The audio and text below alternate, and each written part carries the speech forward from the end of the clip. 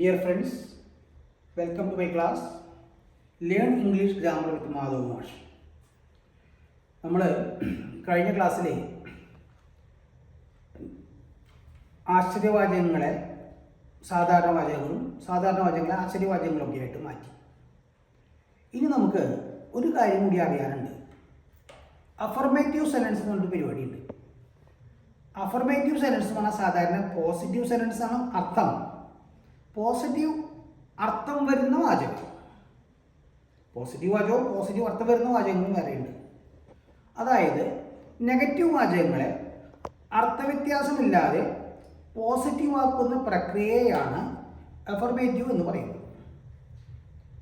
When we change the negative sentences into positive without changing the meaning, the process is known as affirmative. അങ്ങനെ affirmative എന്ന് പറയുന്നത്. അപ്പോൾ എന്ന് പറയും affirmative ആക്കുക എന്ന് പറയുന്നത് അർത്ഥം നെഗറ്റീവായുള്ള വാചകങ്ങളെ അർത്ഥവ്യത്യാസമില്ലാതെ, that means without changing the meaning we change the sentence into positive sentence. അർത്ഥവ്യത്യാസമില്ലാതെ നെഗറ്റീവ് വാചകങ്ങളെ പോസിറ്റീവ് ആക്കുന്ന പ്രക്രിയയാണ് അഫർമേറ്റീവ് സെൻറ്റൻസ് ആക്കുക എന്ന് പറയുന്നത്, അഫർമേറ്റീവ് എന്ന് പറഞ്ഞാൽ ഉദ്ദേശിക്കുന്നത്.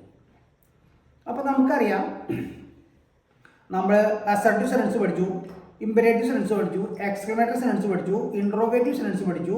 ഇൻട്രോഗേറ്റീവ് സെൻറ്റൻസ് രണ്ട് തരം ഉണ്ടെന്ന് പഠിച്ചു. ഇനി അഫർമേറ്റീവ് സെൻറ്റൻസ് എന്ന് പറഞ്ഞ സാധനമുണ്ട്. അഫർമേറ്റീവ് സെൻറ്റൻസ് എന്ന് പറഞ്ഞാൽ ഞാൻ പറഞ്ഞു, നെഗറ്റീവായ അർത്ഥമുള്ള വാചകങ്ങളെ പോസിറ്റീവ് അർത്ഥത്തിലേക്ക് മാറ്റുക, അതേസമയം അർത്ഥവ്യത്യാസം ഉണ്ടാവുന്നില്ല. ഇതാണ് അഫർമേറ്റീവ്. ഇതുകൂടി ആയിക്കഴിഞ്ഞാൽ നമുക്ക് സെൻറ്റൻസിൻ്റെ കാര്യങ്ങളെക്കുറിച്ച് ഏകദേശമായി. അപ്പോൾ നമ്മൾ സെൻറ്റൻസിനെ നമുക്ക് രണ്ട് തരത്തിൽ വിഭജിക്കാം. വാചകത്തിലടങ്ങിയിരിക്കുന്ന പദങ്ങളുടെ ക്രമവും സ്വഭാവവും അർത്ഥവും അനുസരിച്ച് വാചകത്തെ നാലായും, ഒരു വാചകത്തിലടങ്ങിയിരിക്കുന്ന ക്ലോസുകളുടെ ഘടനയും സ്വഭാവം അനുസരിച്ച് വാചകത്തെ വീണ്ടും നാലായും തരംതിരിച്ചിരിക്കുന്നു. അങ്ങനെയാണ് നമുക്ക് 8 തരം വാചകങ്ങൾ ഉണ്ടാവുന്നത്. 8 തരമാണ് അസർട്ടീവ്, ഇമ്പരേറ്റീവ്, എക്സ്ക്ലമേറ്ററി, ഇൻട്രോഗേറ്റീവ്. അങ്ങനെ 4 തരം വാചകങ്ങൾ. അത് പദക്രമം അനുസരിച്ച്, ക്ലോസുകളുടെ ക്രമം അനുസരിച്ച് സിമ്പിൾ, കോമ്പൗണ്ട്, കോംപ്ലക്സ്, കോംപ്ലക്സ്, ഇങ്ങനെ 4 ആക്കി തിരിച്ചിട്ടുണ്ട്. ഇതിന് പുറമെ നമ്മൾ ഈ 4 അസർട്ടീവ്, ഇമ്പരേറ്റീവ്, എക്സ്ക്ലമേറ്ററി, ഇൻട്രോഗേറ്റീവ് പുറമെ എഫർമേറ്റീവ് കൊണ്ടുവന്നു. അപ്പോൾ എന്താ എഫർമേറ്റീവ് എന്ന് പറഞ്ഞാൽ അർത്ഥം? നെഗറ്റീവ് വാചകങ്ങളെ അർത്ഥവ്യത്യാസമില്ലാതെ പോസിറ്റീവ് ആക്കുന്നതിനെയാണ് അഫർമേറ്റീവ് എന്ന് പറയുന്നത്. അതിന് ഞാൻ നിങ്ങൾക്ക് കുറച്ച് ഉദാഹരണങ്ങളിലൂടെ എഴുതി തന്നിട്ടുണ്ട്. അത് ഇന്ന് തന്നെ നിങ്ങൾ എഴുതി പഠിക്കണം. കുട്ടികളും വീട്ടമ്മമാരും ഇത് നല്ലപോലെ എഴുതി പഠിക്കണം. ഇനി നമുക്ക് ബോർഡിലേക്ക് പോകാം. ഒന്നാമത്തെ വാചകം, നോബഡി ലൈക്സ് ഹിം. നോബഡി എന്നുള്ള ഒരു നെഗറ്റീവ് വേർഡാണ്, ആയതുകൊണ്ട് തന്നെ ആ വാചകം നെഗറ്റീവാണ്. അതേസമയം അടുത്ത വാചകം everybody hates him. Nobody likes him എന്ന് പറഞ്ഞാൽ അർത്ഥം എവരിബഡി ഹേറ്റ്സ് ഹിം. വാചകം പോസിറ്റീവായി, അർത്ഥത്തിലാണെങ്കിൽ വ്യത്യാസവും ഇല്ല. ഒരാളും അവനെ ഇഷ്ടപ്പെടുന്നില്ല, അതിനർത്ഥം എല്ലാവരും ഓരോരുത്തരും അവനെ വെറുക്കുന്നു. അപ്പൊ പ്രത്യേകം ശ്രദ്ധിക്കുന്ന കാര്യം, നോബഡി, എവരിബഡി, നൺ, നത്തിങ് എന്നുള്ള വാക്കുകളൊക്കെ സിംഗുലർ ആണെന്നുള്ള കാര്യം കൂടി എളുപ്പം ഓർമ്മ വയ്ക്കുക. അപ്പൊ these words always follows singular verb. Nobody like എന്നല്ല ലൈക്സ്, എവരിബഡി ഹേറ്റ് എന്നല്ല ഹേറ്റ്സ്, നോബഡി ഡിസ്ലൈക്സ് എന്നല്ലോ. ഇതൊക്കെ ശ്രദ്ധിക്കുക. എവരിവൺ ലൈക്സ് കേട്ടോ, എവരിവൺ, അത് ഇതൊക്കെ സിംഗുലർ വേർഡുകളാണ്. ഇനി നോ വൺ ഡിസ്ലൈക്സ് ഹിം, ആരും അവനെ ഇഷ്ടപ്പെടാതിരിക്കുന്നില്ല.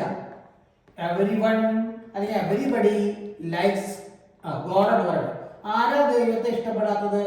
എല്ലാവരും ദൈവത്തെ ഇഷ്ടപ്പെടുന്നു, സ്നേഹിക്കുന്നു. നോ വൺ ഡിസ്ലൈക്സ് ഗോഡ്, ആരും ദൈവത്തെ ഇഷ്ടപ്പെടാതിരിക്കുന്നില്ല, ഏതൊരുവരും ദൈവത്തെ ഇഷ്ടപ്പെടുന്നു. ഇത് അഫർമേറ്റീവ്, ഇത് negative sentence. He could not but go to work, അവന് ജോലി could not but go.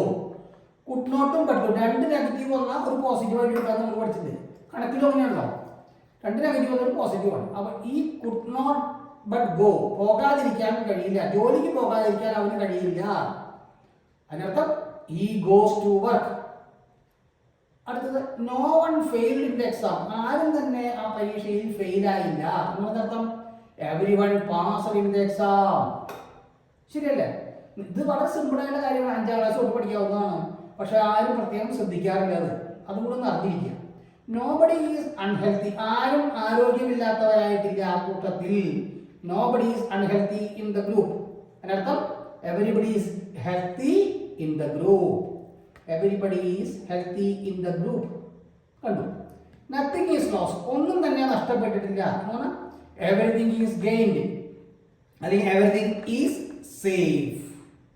Everything is gained or everything. അപ്പോൾ എവരിതിങ് ഉണ്ട് സിംഗുലർ വേർഡാണ് ഇത്. പ്രത്യേകം ശ്രദ്ധിക്കുക. ഇംഗ്ലീഷ് ഒക്കെ പഠിക്കുമ്പോൾ ശ്രദ്ധിക്കുക. എവരിതിങ് നത്തിങ് നോബഡി എന്നെങ്കിൽ സിംഗുലർ ആണ്. അതുകൊണ്ടാണ് സിംഗുലർ വെർബ് ഫോളോ ചെയ്തിട്ടുള്ള കാര്യം മറക്കരുത്. Everything is gained or everything is safe. സുരക്ഷിതമാണ്. No page was unwritten. ഒരു പേജും അൺറിട്ടൺ ആയിട്ടില്ല എന്ന് പറഞ്ഞാൽ എഴുതാത്തതായിട്ടില്ല. Every page was written. ഓരോ പേജും എഴുതി. അല്ലെങ്കിൽ all pages were written. All pages were written എന്ന് പറഞ്ഞാൽ ശരി. ഓൾ പേജസ് എന്ന് പറയുമ്പോൾ ബ്ലൂറിലാണ് വേറാവും. എവരി പേജ് എന്ന് പറയുമ്പോൾ വാസ് ആണ് written. Every page was written. Never I fail to visit him. അവനെ സന്ദർശിക്കാൻ ഞാൻ ഒരിക്കലും വിട്ടുപോയിട്ടില്ല എന്ന് പറഞ്ഞാൽ ഞാൻ ഇവിടെ വരുമ്പോഴല്ല അവനെ സന്ദർശിക്കുന്നത്. Always I visited him. Never I fail to visit him means ഒരിക്കലും ഞാൻ നെവറും ഫെയിൽഡും രണ്ട് നെഗറ്റീവ് പോസിറ്റീവായിട്ട് വരുമ്പോൾ ഐ വിസിറ്റഡ് ഹിം. ഇതാണ് ഇത് നമ്മൾ എഴുതി പഠിക്കുക. ഇത്രയും ഉദാഹരണങ്ങളാണ് അങ്ങനെ PSC പരീക്ഷയ്ക്കൊക്കെ വരാൻ സാധ്യതയുണ്ട്. ആയതുകൊണ്ട് നല്ലപോലെ ഈ 8 എക്സാമ്പിളും എഴുതി പഠിക്കുക. കൂടുതൽ പ്രാവശ്യം ആവർത്തിച്ച് എഴുതി പഠിച്ചാൽ ഇത് തറവാവും. ഇതിൻ്റെ മെത്തേഡ് എന്താണെന്ന് മനസ്സിലാവും. വളരെ രസകരമായ കാര്യമാണ്. വലിയ ബുദ്ധിമുട്ടൊന്നും ഇല്ല. അപ്പോൾ എഴുതി പഠിക്കേണ്ട കാര്യം വളരെ നിർബന്ധമാണ്. അമ്മമാരെങ്കിലും വീട്ടിലിരുന്ന് പഠിക്കുക. കുട്ടികൾക്ക് പറഞ്ഞു കൊടുക്കുക. എൻ്റെ ക്ലാസ് കേട്ട എല്ലാവർക്കും നന്ദി, നമസ്കാരം. ക്ലാസ് സബ്സ്ക്രൈബ് ചെയ്യുക, ഫോളോ ചെയ്യുക, പറ്റിയെങ്കിൽ ഷെയർ ചെയ്യുക. Thank you.